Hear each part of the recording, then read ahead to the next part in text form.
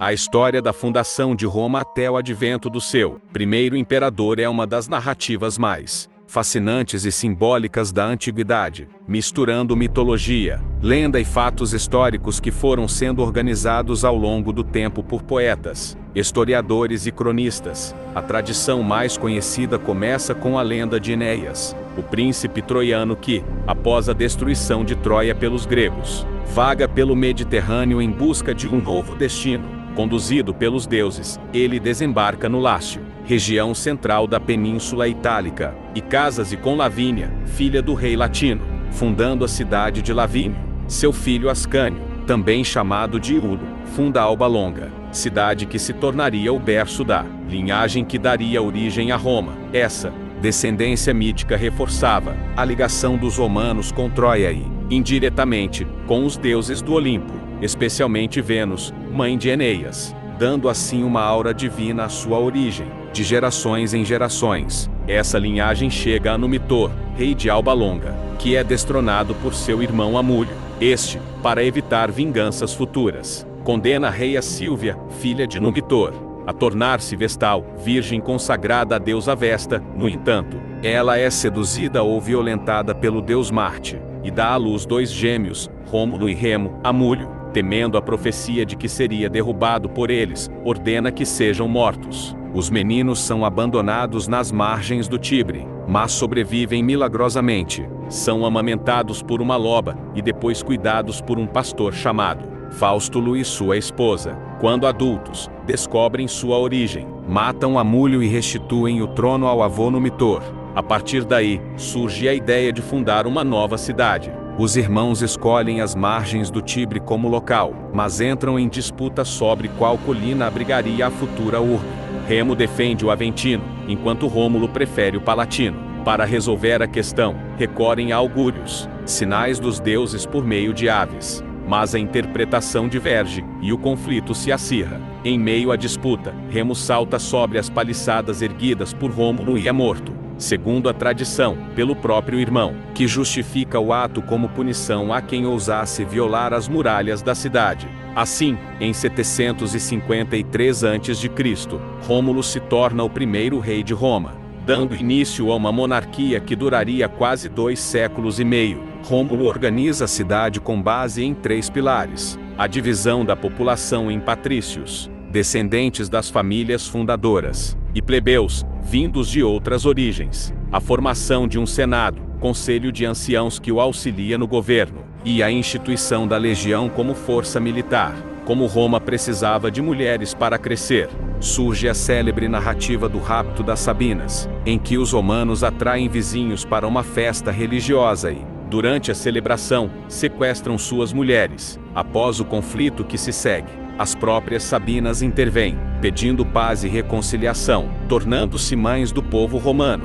Aurélio Sonles conta a jornada de Sexto Lúcio Afrânio, um jovem romano marcado pela guerra civil, que ao lado de seu tutor Ezo parte em busca de liberdade. Entre batalhas, amores e tragédias, sua família enfrentará o poder de Roma e descobrirá que a luta pela esperança pode atravessar continentes. Estou deixando um link na descrição que o levará à loja virtual onde pode adquirir o seu volume. Rômulo, ao morrer, teria sido levado aos céus e transformado no deus Quirino, figura que simboliza a fusão entre o humano e o divino na identidade romana. O sucessor de Rômulo foi Numa Pompílio, rei sábio e pacífico, de origem sabina. Sob seu reinado, Roma ganha instituições religiosas fundamentais, como o Colégio dos Pontífices, os Flamines e as Virgens Vestais, além de reformas no calendário. Ele estabelece a religião como eixo da vida cívica, criando rituais que reforçavam a disciplina e a identidade coletiva. Após ele, veio Túlio Hostílio, terceiro rei, que retomou a vocação guerreira de Roma, destruindo Alba Longa e transferindo sua população para a cidade, ampliando assim a base romana. O quarto rei, Anco Márcio, neto de Numa, procurou equilibrar tradição religiosa e expansão militar, consolidando a ocupação do Janículo e construindo a primeira ponte sobre o Tibre. A ponte Sublicia, além de fortificar o porto de Ostia, garantindo acesso estratégico ao Março. Os 4 primeiros reis consolidaram a cidade, mas foram os seguintes, de origem etrusca, que lhe deram caráter urbano e monumental. O quinto rei, Tarquínio Prisco, etrusco de Tarquínia, expandiu a cidade.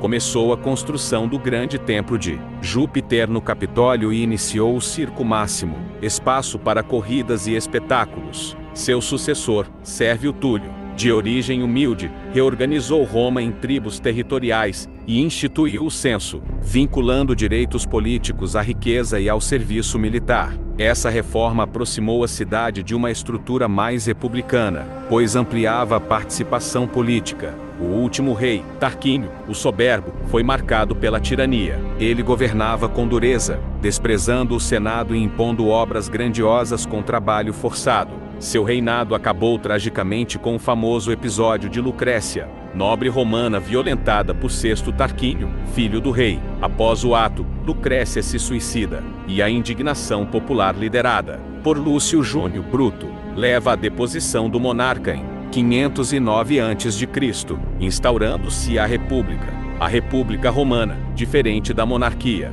era governada por magistrados anuais, sobretudo os 2 cônsules, e por um Senado poderoso. O sistema foi desenhado para evitar a concentração de poder, mas mantinha privilégios da aristocracia patrícia. Com o tempo, a plebe exigiu maior participação, e as lutas sociais levaram à criação da magistratura dos tribunos da plebe, que podiam vetar decisões contrárias ao povo.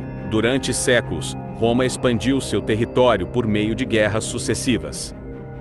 Primeiro contra os povos vizinhos da Península Itálica, depois contra grandes potências do Mediterrâneo. As guerras púnicas contra Cartago, séculos 3 e 2 a.C., foram decisivas, transformando Roma em potência dominante, senhora de Espanha, África e, mais tarde, Grécia e Ásia Menor.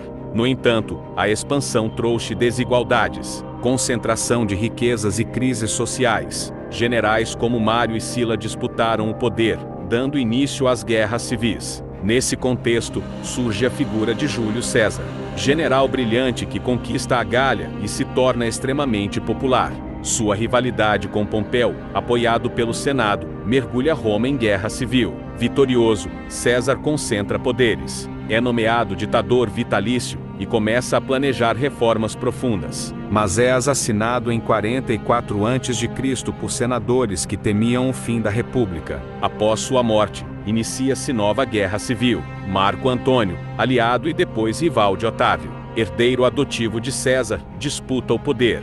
O conflito culmina na Batalha de Ácio, em 31 a.C., quando Otávio derrota Antônio e Cleópatra, rainha do Egito. Com isso, Otávio se torna o senhor absoluto de Roma, em 27 a.C. O Senado lhe concede o título de Augusto, o primeiro imperador de Roma, inaugurando o Principado. Augusto, embora mantivesse a aparência de instituições republicanas, concentrava em suas mãos o poder militar, político e religioso, tornando-se o árbitro de toda a vida romana. Era o início do Império Romano, que duraria séculos e se tornaria uma das maiores civilizações da história. Mas a lenda e a memória de sua fundação, com Rômulo, Remo e os reis, permaneceriam como um mito de origem que justificava sua grandeza,